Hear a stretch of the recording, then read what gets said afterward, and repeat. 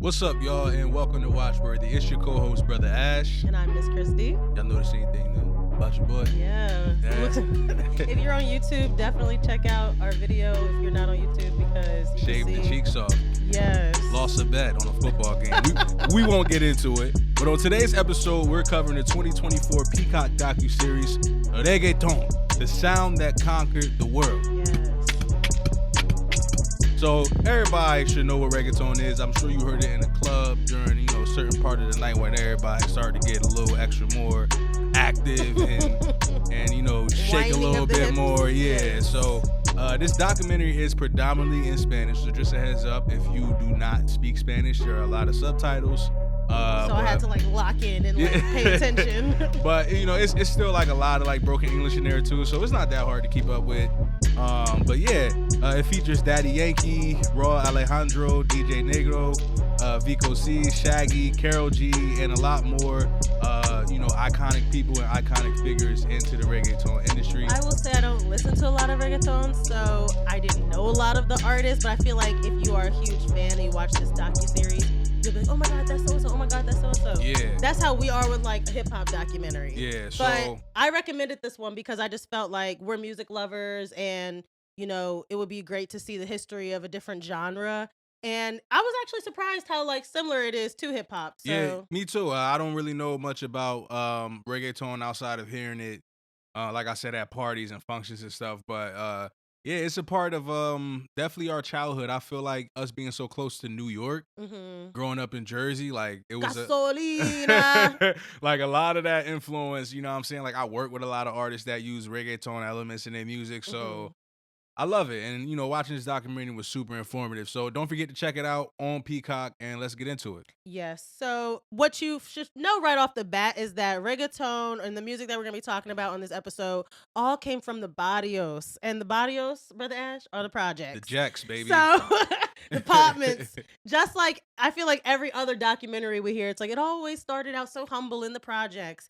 And so before reggaeton even became a thing, there was salsa. And salsa also comes from the barrios. So I guess just the struggle, the projects. Brother Ash jokingly said before we started the documentary, it's gonna be the same thing, it all goes back to slavery. But really, it really does. The percussion, the drums, it all goes back to Africa. African diaspora. Yes. So they talked about early on in the docuseries how enslaved people express themselves through rhythm, and we see that across multiple cultures and genres. And so there was salsa, there was pelna, bamba. It was like hip hop, all these different genres coming out of one sound. And so Plena was actually a way of communicating news. I loved learning about that because it's kind of like how we have our old Afro spirituals, you think it's just a song, but then it has a hidden message in it. So it's interesting how we're all black and brown. We're not that much different, right? So there was Plena, and this all kind of stemmed from Puerto Rico. So we're going to predominantly be talking about the Puerto Rico region. And so Puerto Ricans started migrating to New York in the mid 19th century. And so that's kind of how the sound started coming over here, I feel like we always borrow from each other a little bit.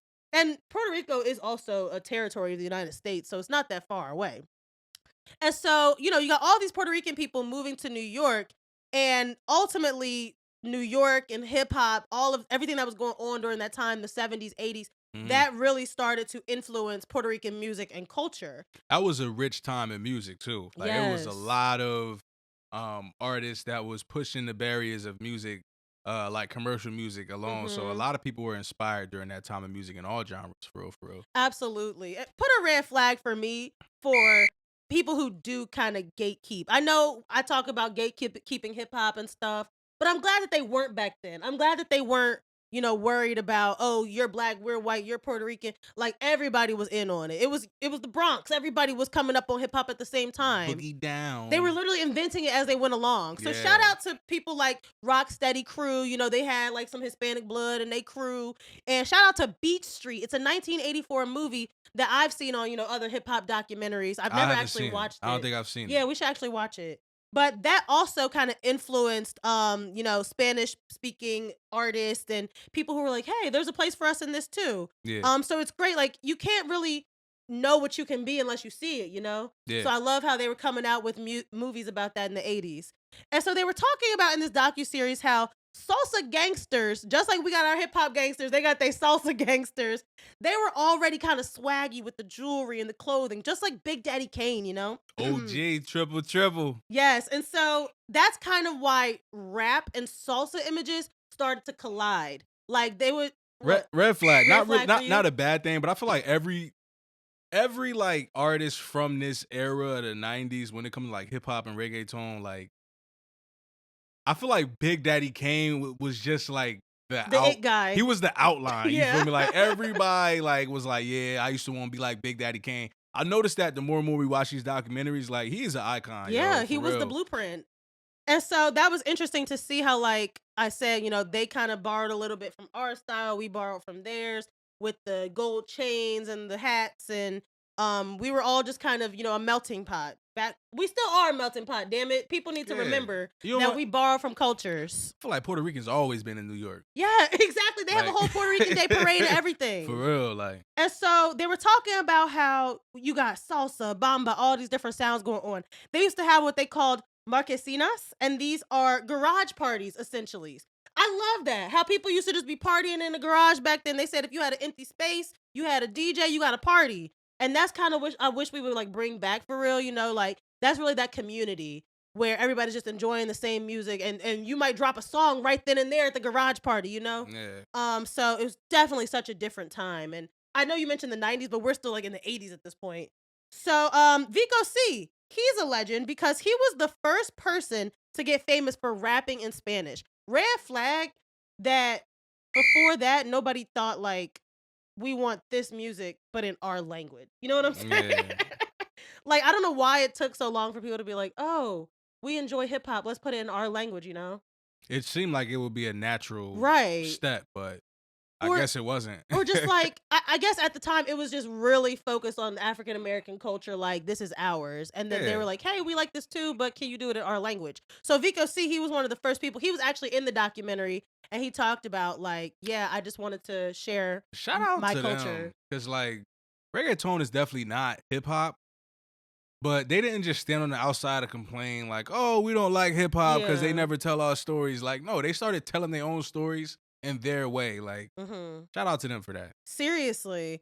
And so there were other artists, including Francesca, Lisa M. These were the first female rappers. And I just love how in hip hop, we have our stories of how, you know, there was the first women on the scene, Lil' Kim and people like that, Foxy Brown. But then they had, on the other side, they had women trying to get in the game too. So I love how they mentioned them as well. And mind you, this is still just rapping in Spanish at this point. This is not reggaeton yet. They're simply rapping in Spanish. It was tough, too. Yeah, they made that very clear. They were like, it was hip hop, but in Spanish. So there's no other sound going on just yet.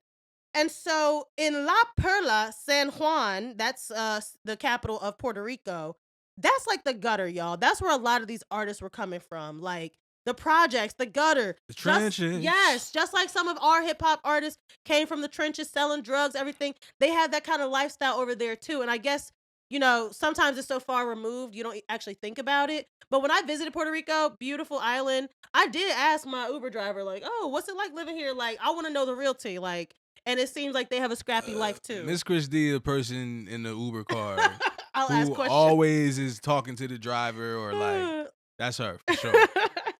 And so this is where a man named DJ Negro, he wants to start his club, The Noise. That's the name of the club. He wants to start it right there in La Perla. Like, he's like, I'm from the streets. Where else am I going to open my club but in the streets?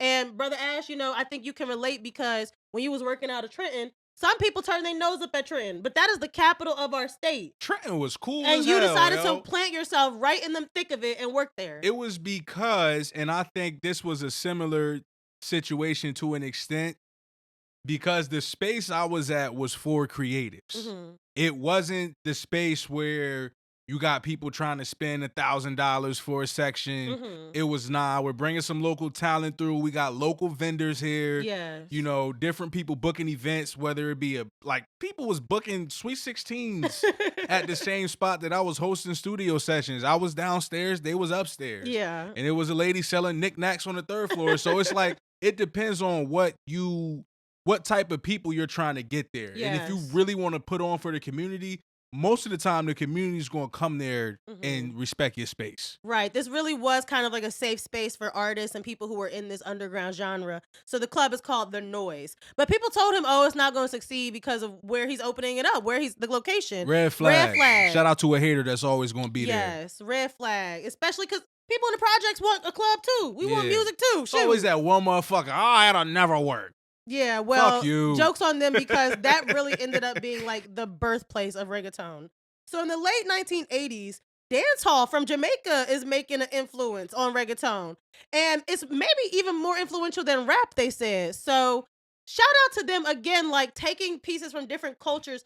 You probably can't help but to when you're located in Puerto Rico, which is like right there, central to everything. Yeah. So they're just borrowing from their neighbors. So they're taking hip hop, dancehall, and they also talked about how this runs deep in the history, not just with Puerto Rico, but, Latin America.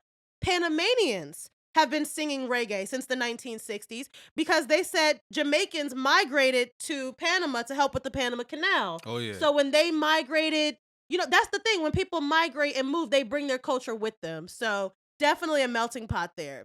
So they were talking about how if you just speed up dancehall and sing it in Spanish, that basically makes reggaeton. Like they really. I mean, the word reggae is in reggaeton. Exactly. And dancehall and reggae are different, but they are both, original to Jamaica and Jamaican culture. So like I always saw the correlation between those styles of music. I didn't even realize. You can't help but hear it. If you hear reggae and you hear like, dancehall, you be like, oh, that kind of does sound like the same thing. Like, you know what I mean? You're a drummer, so this was probably a great docuseries for you to hear about the rhythms. And I loved all the there drums was guys and stuff. in the docuseries like that was literally me in middle school my whole life.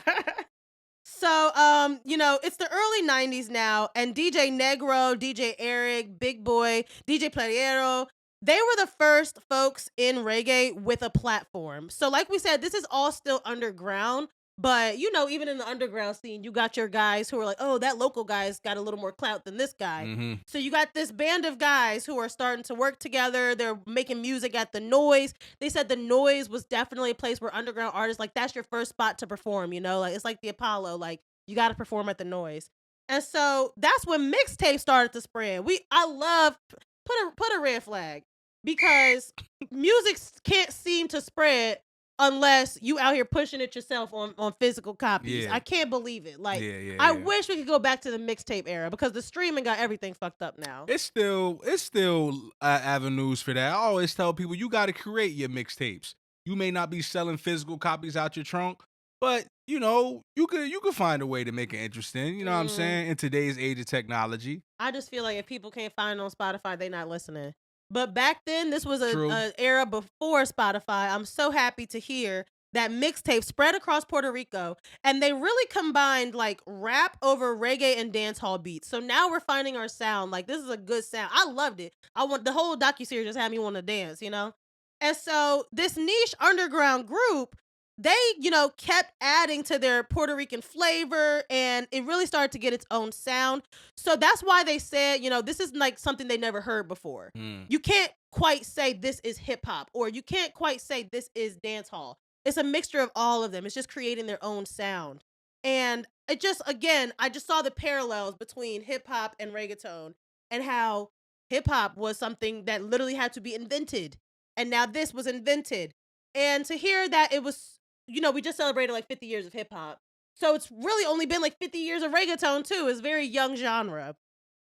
And so pioneers of the movement, we're talking about Master Joe, Baby J. They would take the bus to DJ Playero's house just to record and put a red flag for me. Cause niggas don't got this kind of grit no more. I know you do, babe. I know you've been, in the trenches, in the studio. But some people just, especially in the TikTok era, they just want it like that. I had to take the 3 buses. I had to take the river line to the bus then I fucking Ubered all NJ the way Transit. to Brooklyn. It's like, nah. But they were talking about how, like, again, we are still in DJ Playero's project's apartment. Like, we're not in a fancy studio. We're still on the island of Puerto Rico here. And so it was just really great to see how, like, they had that drive, they had that grit. Nobody was getting paid for this. Like, niggas was just doing it because they love music. And I really missed that. And that's when we, have Daddy Yankee entering the scene. And it shows. Mm-hmm. My fault. Go ahead. Nope, it does. Daddy Yankee, he wanted to really wow DJ Playero. That's the guy like, oh, if I could just, get on his radar, that I could really make it. And again, I feel like Daddy Yankee, early 2000s, that's when I first started to hear reggaeton. Uh-huh. So I just missed a whole era of great music. All these artists I named, I did not know them. I'm sorry to say. Red flag for me for not being cultured. I really have been trying to get into different genres of music. I just know the drums. Yeah. That's all I know. I couldn't tell you who name was what. And so he's like, Daddy Yankee's like, he's in the documentary, by the way, y'all. He's like, I really want to wow DJ Playero, but still, we are underground. Nobody's getting paid for this. Nobody's getting any Grammys anytime soon. But they were really, talking about what they were going through in the projects, in their music. And that is so similar to hip hop, just taking inspiration from your life and not romanticizing it. I mean, nowadays we have people rapping about cars and stuff that they might not have, but back then they were talking about the slums, they were talking about the projects. They were really inspired by, some of them were in gangs, some of them were in violence and drugs. I mean, Jay-Z, we saw him do it too. So it was really across cultures. Products that they surrounded. Exactly. That's all. Like, nobody's gonna be like, well, Jay-Z, you were a drug dealer back in the day, and like, yeah, I mean, I didn't go to college, and Yeah. so So in 1992, around 1992 to 95, the Puerto Rican governor at the time had an iron fist against crime. Red flag. He sound like their version of Reagan. Reagan, yeah. I was like, oh, there you go. They was doing this all over. It wasn't just this. Seriously, it just Yeah. seemed like he just wanted to please. I don't even know who he wanted to please. You're the governor. I guess. I don't know. I guess he probably had to report to the United States president. I don't know. Sure, yeah. It's probably some I'm sure that the United States has something to do with how they was handling stuff, back then. Yeah, well, a red flag for me because he specifically targeted the projects. I hate when they say, "Oh, we're going to cut down on crime." You immediately just go to the projects. Yeah. There are good, innocent people living in the projects who have nothing to do with the drugs. And honestly, them drug dealers in the projects don't be bothering y'all. Leave them alone. You know what I'm saying? I don't know. That's just my opinion. Maybe I've been watching too much Wire lately, but. So he basically declared war on the project. That's what I mean. I just mean there's a better way to go about it. Yeah, he brought in the military and the police to start just taking down anybody. That's the easy way to take care of a problem. Is it though? Because it created more problems for them. They learned that, they targeted one project, and that just meant that all the gangsters from there just spread across the island. That's what I meant when I said like the easy way. Like if you really want to stop some of the illegal or criminal activity going on in Puerto Rico, you don't just send a National Guard into the projects with rifles. Right. You actually gotta study the crime, learn how the crime is affecting the community. Talk to the people. What the community feels is going on in the community that will change it for the better. You just don't send people in there with military, tactics and expect shit to stop. That doesn't work. It's never worked in history. Absolutely agree. It just reminds me of like all the raids we've seen, like I said, on The Wire, on Snowfall. That never really helped. It's like some Patrick shit. You just get the problem and you push it over there. Like that did not help at all. So, the kids, like I said, this really affected their families. They were displaced. People, their projects were ransacked. So the kids really started to put their anger in the music. And I just love how music is a universal outlet for that and how people can always use that to tell their story. And so Daddy Yankee, he was one of those kids at the time. He said that he got caught up in the crossfire of a project shootout. So stuff like that, I had no idea that he was going through that. I had no idea that all of that pain was put into this music. Yeah. Again, we just thought it was something to shake to, but it turns out it really had a deeper meaning behind it. It was very therapeutic. I got for them. backpack rap roots. I ain't never been in no shootout. Don't plan on being in one. So, that's a crazy thing to go through as a young artist. I can't imagine. Right. So DJ Negro's crew at The Noise, they were starting. It was basically like Playero started under DJ Negro, but then he was like, nah, I'm getting bigger. I can make my own crew. So it was kind of like these two crews going at each other. Yeah. So we got The Noise with DJ Negro, and we got DJ Playero's crew, who was still working out of the projects. He didn't have a little club and a little studio like DJ Negro did. Mm-hmm. But people didn't care. Like, when you got talent like that, people want to work with you. They do not care. Yeah. And so DJ Playero is the one who ultimately scooped up Daddy Yankee. So now we got a a little beef going on between the two. Word. So Playero 37, that was a mixtape, and it was configured of like all Puerto Rican artists. It was a long line of kids that recorded at DJ Palero's, apartment all the time because people wanted to get in there. That was the hot thing to do if you was a young artist, if you could get on one of his songs. I So can't believe he said he had like a line going down the street for real around the though, block for real of kids who though. were just one by one wanted to come in and record. It sounds like crazy now, but it clearly worked for them to have 37 artists on a tape. Yeah, so artists like OG Black, Frankie Boy was some of the people that was there early. The mixtape started spreading like lightning all over Puerto Rico, New York, Dominican Republic. People was really taking to it because it was like a new sound and And people liked again, it. I love how it's like word of mouth, like, oh, my cousin from Puerto Rico brought back a mixtape that I can spread around New York City. Yeah, and so it wasn't no social media back then, so that's the only way they could really get their music out there, word of mouth and Hmm. hustling it.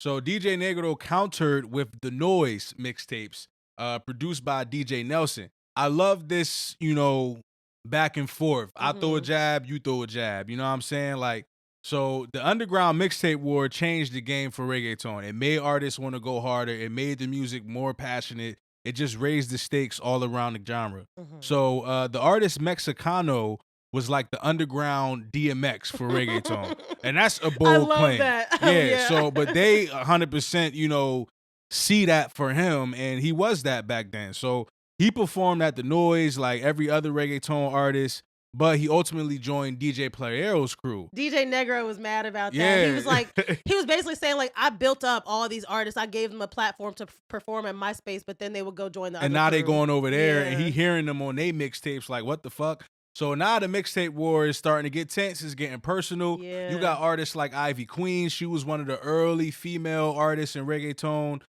She had like a weird tomboy, almost TLC kind of I like love vibe. that. Yes. And some of the people in the industry and the reggaeton space didn't really take to her Mhm. because it was predominantly male.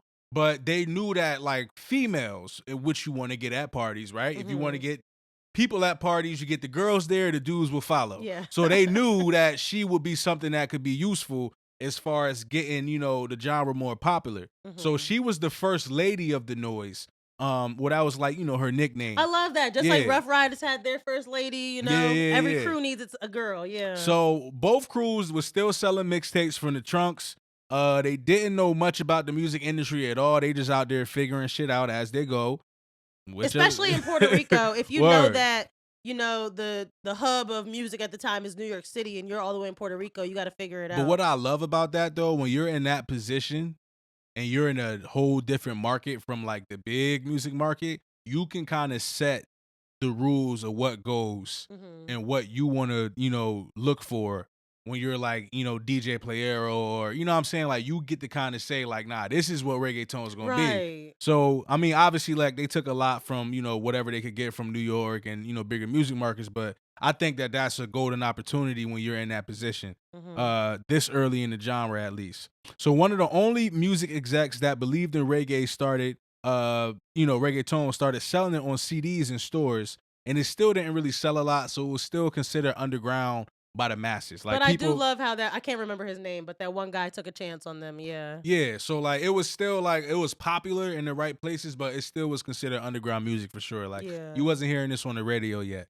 So culture was viewed negatively because of like explicit lyrics. Similar stories that you heard in hip hop, like It's so crazy. you went from love ballads to people talking about drugs and having sex with women and stuff like that. So like it was, they went through a lot of the same stuff that hip hop artists went through, Yeah. and that's just how it is when you rapping about that type of shit. So around and this was also before the whole parental advisory thing. So this was before the whole Uncle Luke shit. So the Noise, that crew, I guess DJ Negro, he had a leg up because he was like, oh, let me come out with a clean version. Yeah, so he comes out with the clean version of stuff. So that was a way for him to say, oh, like it's the explicit stuff. All right, so this time no cussing in the songs. Let's see let's see what happens. But when you do that though, as an artist, when you do that, you take the risk of the people that like the rawness of the music saying, Yeah. "Oh, it's a little vanilla now. Like what happened to all of the flavor that we used to hearing in the jacks?" You know what I'm saying? And I think that's the problem, like you said, with the music industry. You're trying to please.